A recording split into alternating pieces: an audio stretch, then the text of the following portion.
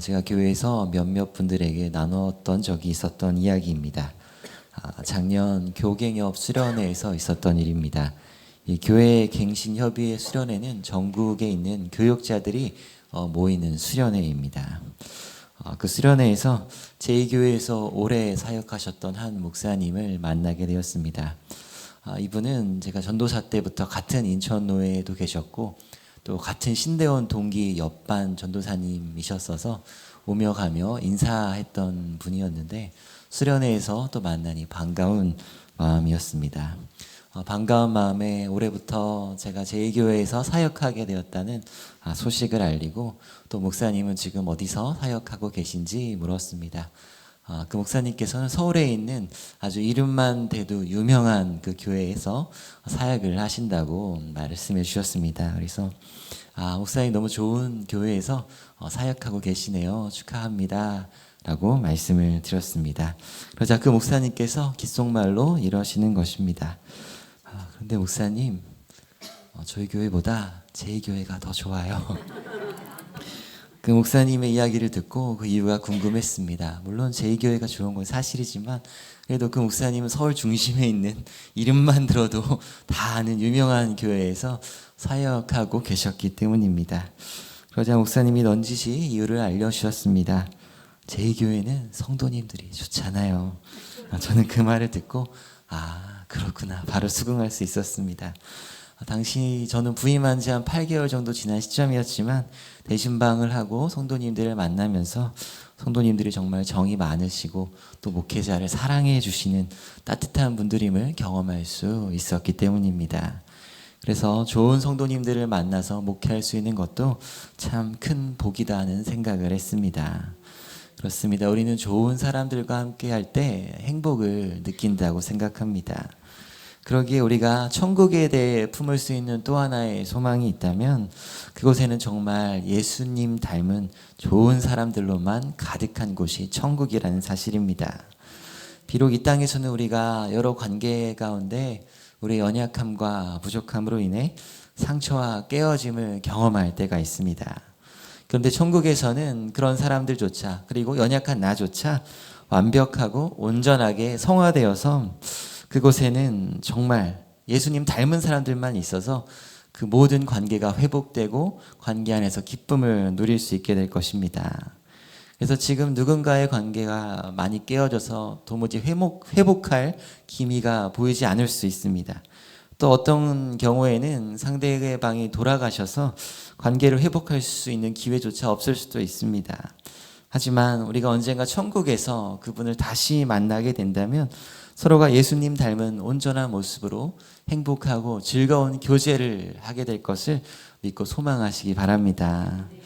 이처럼 우리는 천국에서도 그리고 또 이 땅에서도 좋은 사람들과의 관계 속에서 행복을 누리며 살아갑니다. 그런데 반대로 주변에 좋은 사람들이 아니라 악한 사람들만 있다면 우리는 어떻게 될까요? 그 사람은 혹은 그 사회는 이 땅에서 작은 지옥을 미리 경험할 수 있게 될 것입니다. 이 지옥이라는 곳은 하나님의 은총이 거두어지고 지극히 자기중심적인 죄로 똘똘 뭉친 사람들이 가득한 곳이기 때문입니다. 그래서 한 드라마의 제목 중에 타인은 지옥이다라는 제목이 있었습니다. 정말 나의 주변에 악한 사람들만 가득할 때 우리는 이 땅에서도 작은 지옥을 맛보게 되는 것입니다. 오늘 말씀해 보면 미가 선지자는 이 지옥과도 같은 그런 현실을 경험하고 있었습니다. 이스라엘 사회가 악인들로 가득 찬 사회였기 때문입니다. 우리 1절과 2절 말씀 같이 읽겠습니다. 재앙이로다 나요. 나는 여름 과일을 딴 포와 포도를 거둔 것 같아서 먹을 포도송이가 없으며 내 마음에 상하는 처음 익은 무화과가 없도다.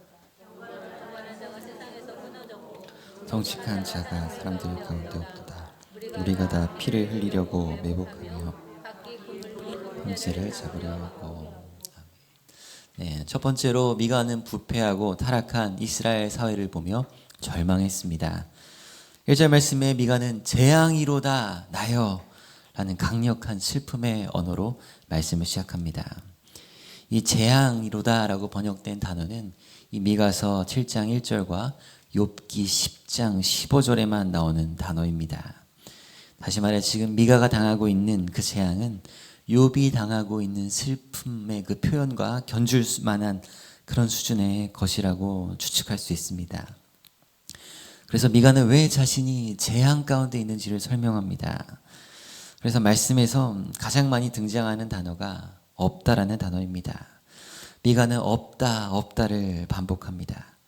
먼저 여름 과일을 딴 후와 포도를 거둔 후 같아서 먹을 포도송이가 없으며 처음 익은 무화과 나무가 없다라는 비유로 시작합니다.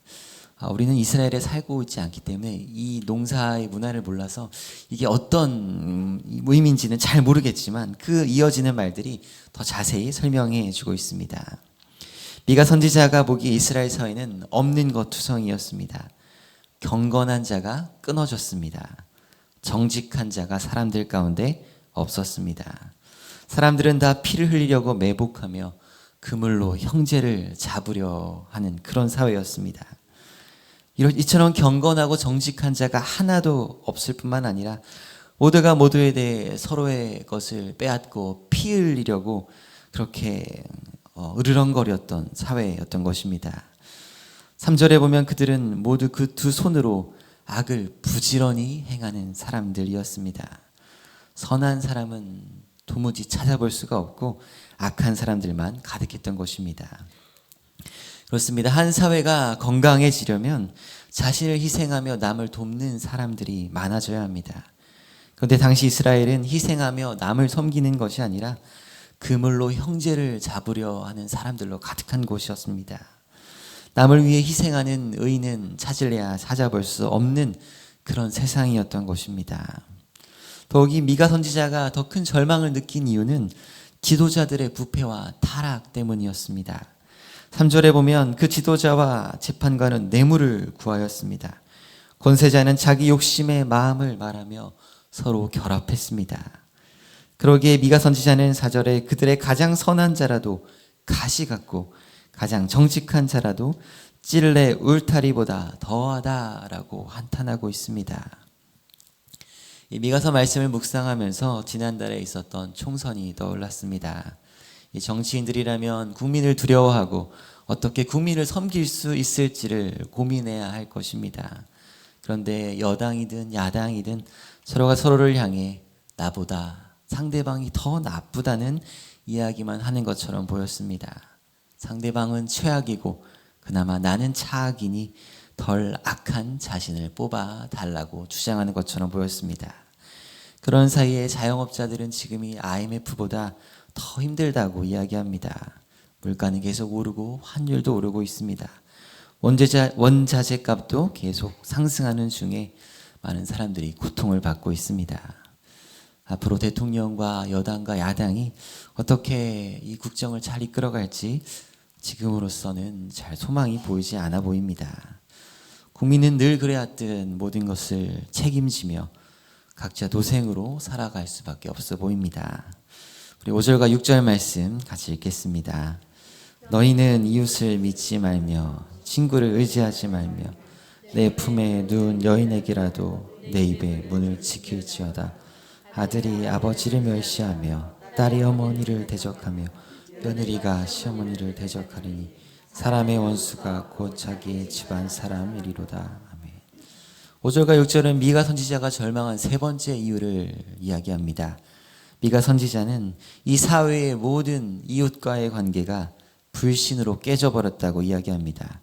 심지어 가장 안전한 신뢰의 울타리가 되어줘야 될 가정마저도 서로를 대적하는 관계로 깨져버렸습니다.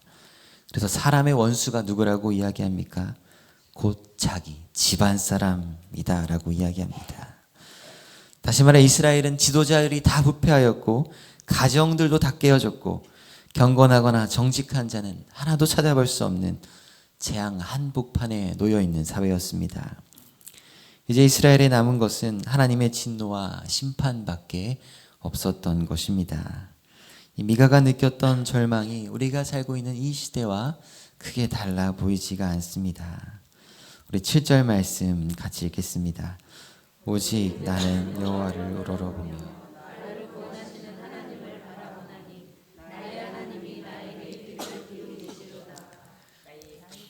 두 번째로 절망 가운데서도 구원을 주시는 하나님만을 바라보시기 바랍니다. 7절에 미가 선지자는 자신이 경험하는 절망보다 더 큰 소망과 확신을 고백하고 있습니다. 미가 선지자는 하나님을 향한 확신을 3번 고백합니다. 하나님을 우러러보고 바라보고 또 그분이 귀를 기울이실 것을 믿으며 기다린다는 고백이었습니다. 미가 선지자에게는 재앙과 같은 이 사회의 모습이 현실뿐만 아니라 구원하신 하나님이 여전히 살아계신다는 것 또한 그에게 더 분명한 현실이었던 것입니다. 그러면서 미가 선지자가 8절에 뭐라고 고백하고 있습니까? 나는 엎드려질지라도 일어날 것이다 라고 말합니다. 어둠 가운데 앉을지라도 여호와께서 나의 빛이 되실 것이라 또 고백하고 있습니다. 이 미가는 모든 상황을 회복시키시고 또 역전시키실 하나님이 계시다는 사실을 선포하고 있는 것입니다. 물론 그렇다고 해서 이스라엘에게 내려질 심판이 취소되는 것은 아닙니다. 9절에 보면 미가 선지자는 이렇게 고백합니다. 내가 여호와께 범죄하였으니 그의 진노를 당할 것이다 하는 고백입니다.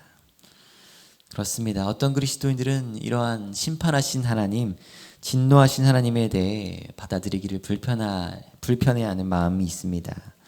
아니 사랑의 하나님이 왜 사랑하는 백성을 심판하는가 하는 것입니다. 그러나 성경은 사랑의 하나님이시기에 또한 심판하신다라고 이야기합니다. 예를 들어 어떤 사람이 착취와 압제로 인해 억울한 일을 당하게 되었다고 가정해 보겠습니다. 하나님께서 그 사람을 정말 사랑하신다면 그 사람의 억울함을 풀어주기 위해 공의를 행하시는 것이 당연할 것입니다. 지옥도 마찬가지입니다. 하나님이 사랑이시라면 왜 지옥을 만드셔서 사람에게 고통을 주는가 하는 질문은 하나님을 향한 오해에서 비롯되었다고 할 수 있습니다. 하나님은 사랑이시기 때문에 이 땅에서 악한 자들이 잘 먹고 잘 살다가 그렇게 끝나는 것이 아니라 그들을 심판하여 주십니다. 하나님께서 사랑하는 약하고 압제받는 자들의 비통함을 신원하여 주시는 것입니다. 그런데 하나님은 심판하실 뿐만 아니라 사랑과 긍휼이 많으신 하나님이십니다. 그러기에 심판과 동시에 자비와 용서를 베풀기를 기뻐하시는 하나님이십니다. 그래서 미가 선지자도 이스라엘이 심판을 당할 것이지만 그것으로는 끝이 아니라는 것을 알고 있었습니다. 그래서 미가 선지자는 주께서 나를 위해 논쟁하시고 심판하시며 주께서 나를 인도하사 광명에 이르게 할 것이다 라는 것을 고백합니다. 그러기에 미가 선지자는 대적들을 향해 심판받는 나로 인해 기뻐하지 말라고 선포합니다. 지금은 비록 이스라엘이 심판을 받는 것은 사실이지만 하나님께서 이스라엘을 회복시키실 것이며 심판의 도구로 사용됐던 대적들은 거리의 진흙처럼 밟히게 될 것을 선포하고 있습니다. 사랑하는 제 가족 여러분, 이렇게 심판이 있을 예정이지만 하나님께서는 마침내 회복을 주시리라는 이 사실을 알고 있는 이 미가 선지자는 어떻게 반응하고 있습니까? 그래, 지금은 심판당하지만 하나님 회복하실 것이니 그냥 기다리면 돼. 잘 버티기만 하면 시간이 해결해 줄 거야 라고 반응하지 않았습니다. 14절에 보면 미가 선지자는 기도합니다. 14절 말씀 같이 읽겠습니다. 원하건대 주는 주의 지팡이로 주의 백성 곧 단벨 속 삼림에 홀로 거주하는 주의 기업의 양떼를 먹이시되 그들을 옛날같이 바람과 길러서서 먹이시옵소서. 아멘. 미가 선지자는 어떻게 구하고 있습니까? 하나님을 향해 주의 지팡이로 주의 기업의 양떼를 먹여달라라고 기도합니다. 하나님께서 이스라엘의 목자가 되어주셔서 이스라엘을 돌보시고 인도해 달라고 기도하는 것입니다. 그리고 곧바로 하나님께서는 미가의 기도에 놀랍게도 응답해 주십니다. 15절에 보면 이르시되라고 말씀하시면서 하나님이 응답하십니다. 내가 애굽 땅에서 나오던 날과 같이 내가 그들에게 이적을 보이리라 하는 말씀입니다. 하나님이 마치 이 미가 선지자의 기도를 너무나 기다렸다는 듯이 응답해 주십니다. 그래서 하나님께서는 여러 나라가 여호와를 두려워하며 여호와께 돌아올 것이다 라고 응답하십니다. 이스라엘의 출애굽 사건 때처럼 여러 나라가 이적을 행하신 하나님을 보고 하나님을 두려워하며 또 그 중에 하나님께 나아오는 자가 있을 것이라는 회복의 말씀이었습니다. 사랑하는 제 가족 여러분, 하나님께서는 왜 이렇게 비가의 기도에 정말 즐거이 응답해 주시는 것일까요?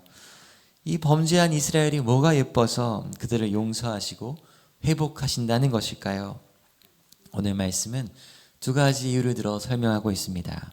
하나는 하나님의 성품 때문입니다. 그리고 다른 하나는 하나님의 약속 때문입니다. 그래서 18절에 미가 선지자는 주와 같은 신이 어디 있으리까 하면서 하나님의 성품을 찬양합니다. 하나님께서는 심판과 긍휼 중에 심판만 행하시는 분이 아니시고 긍휼만 베푸시는 분도 아니셔서 심판 중에도 긍휼을 베푸시는 하나님이 되시기 때문입니다. 다시 말해 공의로운 하나님께서는 죄악을 심판하기 원하시지만 동시에 죄악을 용서하기 원하시는 인애와 긍휼의 하나님이십니다. 그러기에 미가 선지자는 이런 주와 같은 이러한 성품의 신이 어디 있습니까? 라고 이렇게 묻는 것입니다. 하나님의 이러한 성품으로 인해 미가는 심판 중에도 소망을 붙들 수 있었던 것입니다. 미가는 이러한 하나님의 성품을 19절에 노래하고 있습니다. 그분은 다시 우리를 불쌍히 여기셔서 우리의 죄악을 발로 밟으시고 우리의 모든 죄를 깊은 바다에 던지시는 분이시다 라고 말입니다. 그런데 하나님께서 이렇게 긍휼을 베푸시는 또 다른 이유가 있습니다. 바로 20절 말씀에 나타난 하나님의 약속 때문입니다. 20절 말씀을 같이 읽겠습니다. 주께서 옛적에 우리 조상들에게 맹세하신 대로 야곱에게 성실을 베푸시며 아브라함에게 인애를 더하시리이다. 아멘. 하나님께서는 이스라엘의 조상들과 맹세로 약속하셨습니다. 하나님은 맹세대로 어떻게 하십니까? 야곱에게 성실을 베푸시고 아브라함에게 인애를 더하십니다. 원어 성경에서 성실이라고 번역된 히브리어는 에메트라고 합니다. 이 단어의 뜻은 신실함, 충실함, 확고함, 진리를 뜻하는 단어입니다. 또 인애를 베푸신다. 인애라고 번역된 히브리어는 헤세드입니다. 하나님의 사랑과 자비와 인자를 뜻하는 단어입니다. 다시 말해 하나님께서 이스라엘 조상들에게 맹세하고 약속하신 것은 바로 내가 너를 신실하게 사랑하겠다는 말씀입니다. 어떤 조건에 상관없이 변하지 않는 사랑으로 하나님께서 내가 너를 신실하게 사랑하겠다고 맹세하셨던 것입니다. 그래서 잠언 3장에 보면 지혜에 대해 이렇게 이야기합니다. 인자와 진리가 내게서 떠나지 말게 하며 이것을 내 마음판에 새기라는 말씀입니다. 여기서 인자와 진리로 번역된 히브리어도 바로 헤세드와 에메트입니다. 다시 말해 하나님께서 신실함으로 너를 사랑한다는 사실에서 너는 떠나지 말며 그것을 내 마음판에 새기는 것이 바로 지혜다라고 잠언이 이야기하는 것입니다. 기억하실지 모르겠지만 작년 금요 성령 대만 기도회에 오신 찬양 사역자가 많이 있었는데요. 그중에 강명식이라는 찬양 사역자가 있었습니다. 그분이 만든 노래 중에 진리라는 곡이 있습니다. 진리라는 찬양의 1절 가사가 이렇습니다. 하나님 사랑 변치 않는다. 하나님 사랑 변치 않는다. 세상 다 변하고 날 버린다 해도 하나님 사랑 변치 않는다. 이 강명식 찬양 사역자가 진리라는 노래를 만들면서 이것이 진리입니다 라고 노래하는 첫 번째 가사가 바로 하나님 사랑 변치 않는다는 사실이었습니다. 예를 들어 내가 지금 고난을 당하고 재앙을 당하고 있다 할지라도 하나님이 날 안 사랑해서 고난 가운데 두시는 것이 아닙니다. 우리와 언약을 맺으신 하나님의 사랑은 변치 않습니다. 그래서 우리는 소망을 품을 수 있는 것입니다. 그래 고난을 허락하신 이유가 날 안 사랑해서가 아니구나. 날 사랑하신 하나님이 계시기에 결국 합력하여 모든 일이 선을 이룰 것이구나. 그 무엇도 하나님의 사랑에서 끊을 수 없을 것을 내가 확신할 수 있겠구나 하는 것을 우리가 바라보는 것입니다. 또 내가 죄를 지어서 하나님이 나를 뭔가 미워하실 것처럼 느껴질 때도 이 진리는 동일합니다. 내가 죄를 짓는다고 해서 하나님이 나를 덜 사랑하시거나 내가 착한 일을 해서 하나님이 나를 더 사랑하시게 만들 수 없는 것입니다. 하나님은 변함없는 사랑으로 우리를 사랑하시기 때문입니다. 그 이유는 우리가 예수 그리스도 안에 있기 때문입니다. 우리가 예수 그리스도로 옷 입었기에 하나님께서 사랑하시는 아들 예수님을 대하듯이 우리를 사랑하고 계십니다. 무엇보다 예수님께서 십자가에서 우리를 대신하여 아버지께 버림받으셨습니다. 그러기에 세상은 날 버린다 해도 하나님 아버지는 절대로 우리를 버리지 않으십니다. 그러므로 내가 하나님께 죄를 지었다면 죄인을 부르러 오신 그리스도께 더 가까이 나아가시기 바랍니다. 그러므로 우리가 이 하나님의 신실한 사랑을 붙들고 확신한다면 그것을 어떻게 내 삶에 적용할 수 있겠습니까? 그 방법은 미가 선지자처럼 기도하는 것입니다. 하나님은 나의 목자가 되어주신다고 하지 않으셨습니까? 하나님 나에게 성실한 사랑을 베푸신다고 약속하셨지요. 그 약속에 힘입어 내가 하나님 앞에 나아갑니다. 그러므로 내가 연약하여 넘어질지라도 하나님의 사랑으로 인해 다시 일어나게 하여 주십시오. 내가 어두운 데에 앉아 있을지라도 여호와께서 빛이 되어 주십시오. 사망의 음침한 골짜기를 다닐지라도 함께 하시는 주님으로 인해 해를 두려워하지 않게 하여 주십시오라고 기도할 수 있는 것입니다. 그래서 방금 말씀드렸던 진리라는 찬양의 마지막 절 가사도 이렇습니다. 하늘의 것을 구하면 산다. 하늘의 것을 구하면 산다. 세상 헛된 것에 소망 두지 말고 하늘의 것을 구하면 산다. 그렇습니다. 이 찬양 가사는 하나님 사랑 변치 않는다는 진리를 너가 확신한다면 하늘의 것을 구하라 라고 우리에게 알려줍니다. 하나님 사랑이 변치 않으시기에 우리가 하늘의 것을 구할 때 하나님께서는 반드시 그 기도에 응답하실 것입니다. 그래서 오늘 본문의 미가 선지자도 이 하나님의 신실하신 언약적 사랑을 확신했기에 하나님 앞에 기도로 나아갔습니다. 그런데 미가 선지자는 나 자신의 고난과 어려움 때문에 하나님 앞에 나아간 것이 아니었습니다. 이 재앙이 임한 것과 같은 이스라엘 사회를 두고 애통함으로 하나님 앞에 기도하며 나아가고 있습니다. 이 미가는 이스라엘 사회의 문제를 두고 마치 나의 문제처럼 자신의 문제처럼 하나님 앞에 나아가고 있습니다. 그래서 미가 선지자는 이스라엘의 범죄를 두고 내가 여호와께 범죄하였다라고 고백합니다. 내가 엎드러질지라도 일어날 것이며 여호와께서 나의 빛이 되실 것이다 라고 기도하고 있습니다.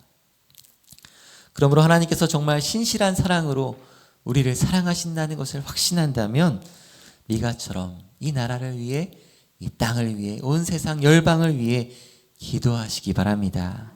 미가처럼 오직 여호와를 우러러보며 하나님을 바라보시기 바랍니다. 나에게 귀를 기울이시는 하나님을 기다리시기 바랍니다. 끝으로 예수 그리스도께서 우리를 위한 중보자가 되십니다.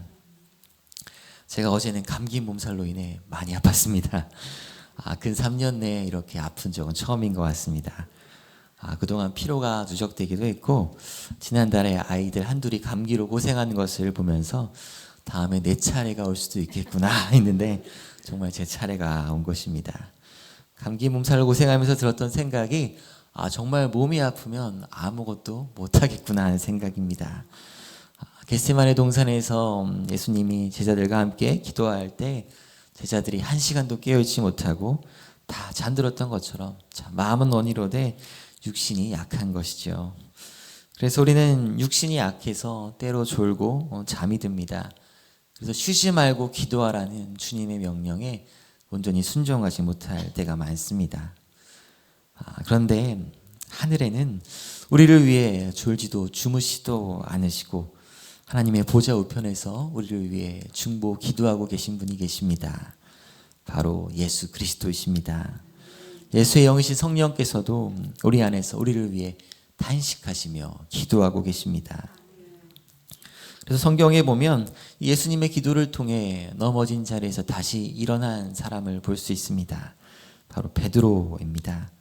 베드로는 닭이 3번 울기 전에 예수님을 저주하고 부인하며 넘어졌습니다. 예수님의 수제자였던 베드로가 예수님을 배신하였습니다. 그런데 베드로가 어떻게 그 실패에서 회복될 수 있었을까요? 베드로가 잘나서가 아니었습니다. 예수님의 기도 덕분이었습니다. 누가복음 22장 31절과 32절 말씀입니다. 시몬아 시몬아 보라 사탄이 너희를 밀가부르듯 하려고 요구하였으나 그러나 내가 너를 위하여 내 믿음이 떨어지지 않기를 기도하였노니 너는 돌이킨 후에 내 형제를 굳게 하라. 아멘. 예수님께서는 사단이 베드로를 향해 밀가부르듯 하려고 하는 것을 알고 있었습니다. 베드로가 배신하고 넘어질 것을 아셨습니다. 그래서 예수님께서는 베드로를 위해 믿음이 떨어지지 않기를 기도하셨습니다. 이 기도 덕분에 베드로는 넘어졌지만 다시 일어날 수 있었던 것입니다. 그래서 베드로는 더 겸손한 마음으로, 더 빚진 자의 마음으로 주님을 따르는 제자로 살아가게 된 것입니다. 이것은 우리도 마찬가지입니다. 우리는 때로 넘어지고 약함으로 쓰러집니다. 그러나 다시 일어날 수 있는 것은 예수 그리스도께서 우리를 위해 쉬지 않고 중보하고 계시기 때문입니다. 이 중보 기도의 위력을 깨달은 베드로는 자신도 기도의 사람으로 다시 태어납니다. 기도 외에 이런 유가 나갈 수 없다는 예수님의 말씀을 기억하며 기도하는 자리로 더 나아간 것입니다. 그래서 예수님께서 승천하신 후에 제자들은 마가의 다락방에 모여 기도하기 시작했습니다. 얼마나 오래 기도해야 성령이 오실지 알 수 없었지만 분명 성령이 보내신다고 약속해 주셨기 때문에 그 약속을 믿고 계속 기도하였습니다. 그리고 마침내 주님의 약속대로 성령을 받은 제자들은 잠금문을 열고 나아가서 담대히 복음을 전했습니다. 기도를 통해 그 마음이 성령으로 새로워진 것입니다. 그렇습니다. 제자들은 예수님의 십자가를 보면서 기도의 중요성을 깨달았을 것입니다. 밤새 겟세마네에서 기도하신 예수님은 십자가를 통과하였지만 그렇지 못했던 제자들은 시험 앞에 무너졌던 것입니다. 그러기에 제자들은 기도의 본을 보여주시고 또 제자들을 위해 하늘 보좌 우편에서 기도하신 그 예수님의 모습을 따라 기도에 힘썼던 것입니다. 그러면 사랑하는 제2가족 여러분, 정말 하나님께서 신실한 사랑으로 사랑을 베푸시는 목자이심을 확신한다면 기도하시기 바랍니다. 재앙이로다 나여라고 탄식하는 미가 선지자와의 고백과 같은 이 땅과 이 나라와 사회 속에서도 오직 여호와를 우러러보며 구원하시는 하나님을 바라보시기 바랍니다. 우리가 기도할 때 하나님께서 그 기도에 귀 기울여 주실 것입니다. 무엇보다 오늘도 우리를 위해 보좌 우편에서 기도하고 계시는 그리스도께 나아오시기 바랍니다. 말씀을 정리하겠습니다. 오늘은 미가 강의 마지막 시간이었습니다. 미가라는 이름의 뜻은 누가 여호와와 같은가 하는 뜻을 가지고 있습니다. 미가는 자신의 이름처럼 오늘 본문에서도 주와 같은 신이 어디 있으리까 라고 찬양하며 기도하고 있습니다. 우리 하나님은 진노를 오래 품지 아니하시며 우리를 불쌍히 여기셔서 죄악을 발로 덮으시고 죄와 허물을 용서하시기 원하시는 하나님이시기 때문입니다. 그분은 언약을 따라 신실한 사랑으로 우리와 언제나 함께 하시는 아버지이십니다. 그러므로 그 하나님의 신실한 사랑을 붙들며 재앙 가운데서도 목자 되신 주님을 바라보시기 바랍니다. 오늘도 끊을 수 없는 사랑으로 졸지도 주무시도 아니하시며 우리를 위해 기도하고 계신 그리스도를 따라 기도의 자리로 나아가시기 바랍니다. 그리하여 더 큰 하나님의 은혜와 응답을 경험하는 저 여러분 되시기를 축원드립니다.